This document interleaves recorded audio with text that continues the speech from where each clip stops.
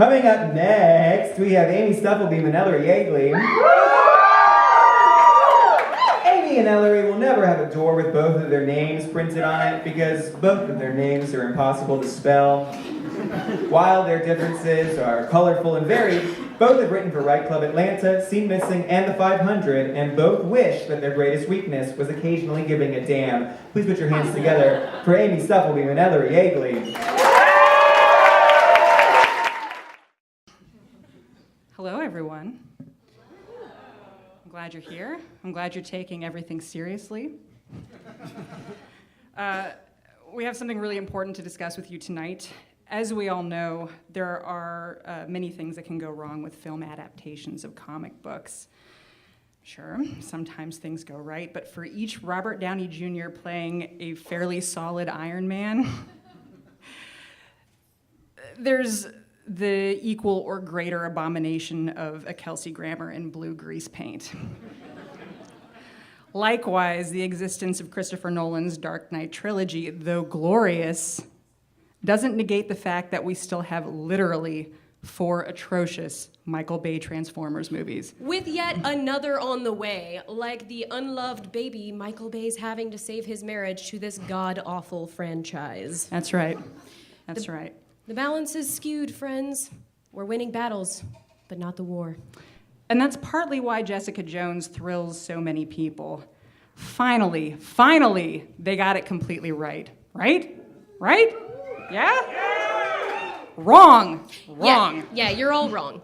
Look, I apologize if you were traumatized by Transformers Revenge of the Fallen. We all were. My colleague and I don't kick up these painful memories to reopen old Shia LaBeouf wounds so much as we wish to provide perspective. Because for all the ways that they got Jessica Jones right, Marvel and Netflix totally misrepresented us, the real-life models for the show's 2 most important supporting characters. Now, we can't prove anything, but I firmly believe that once you listen to our stories, you'll find them to be as sane and rational as we are. Lucretia, would you like to go first? Indeed, I would. Good evening. My name is Lucretia Miller, and I am clearly the inspiration for Luke Cage. Let me go ahead and address the elephant in the room. It is true, I don't run a bar. I run Bear sometimes, if I psych myself up, and most often when I've been drinking. But that's because my actual superhero identity is the reluctant nudist. Perhaps you've heard of me? No?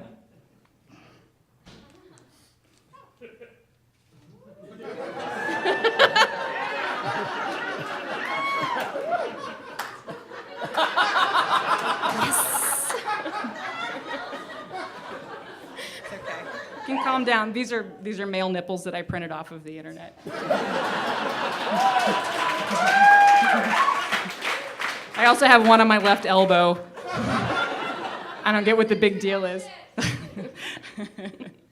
Don't get me wrong. Luke Cage is smoking hot, so at least they got that part right. But that said, they fucked up my superpower. It's not that my skin is unbreakable, it's that I don't break out. I never. I don't know how they messed that up. I have a glandular disorder. Gift. Right, I have a glandular gift, a gift that I am honor bound to share with the world. But I'm demure, damn it.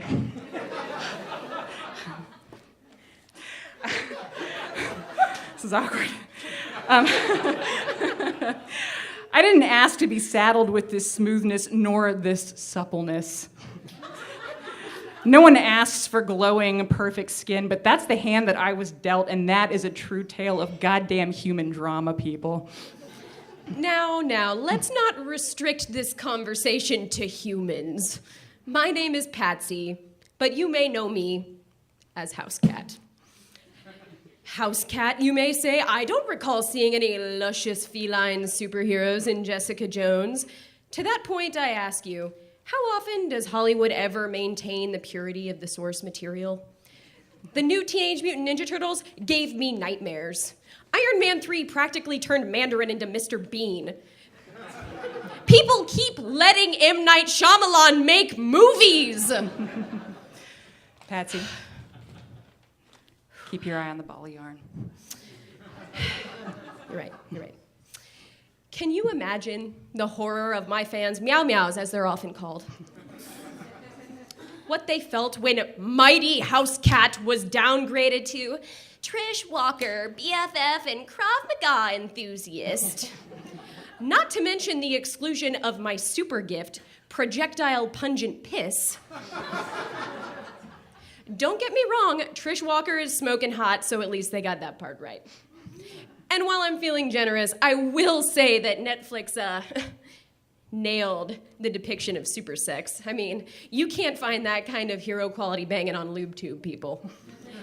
Kitty on the streets, but a Hellcat in the sheets, if you know what I'm saying. Indeed. But moving along. We're also pretty sure that the original Kilgrave isn't even based on an adult. He's just the kid who lives next door to us. What's his name? Lil Dave. Lil Dave. Lil Dave. He's not English. He has a scooter and eats Go-Gurt and sasses his mother. Although, we can often hear he does enjoy screaming Jessica at his older sister and trolling Reddit, so the depiction isn't totally off base. Yeah, more like little shit. Exactly. So as you can see, Marvel's Jessica Jones, while admittedly well-written, sensitive to extremely important topics, and thoroughly entertaining, has made a mockery of our lives. And for that, we are suing. We hope that you'll consider contributing to the GoFundMe we've launched to help pay for our lawyer, who coincidentally is kind of a low-rent Jerry Hogarth, to the point where she should probably be added as a complainant. Yeah. The incentives vary depending on how much you're prepared to give, but big spenders can choose between having me stand sullenly on whatever you're currently working on. I know, right? Or Lucretia streaking unenthusiastically, albeit, at the sports ball game of your choice. So, there's a little something for everybody, right? Okay, great. Well, thanks again, and have a good night. Thank you. Good night.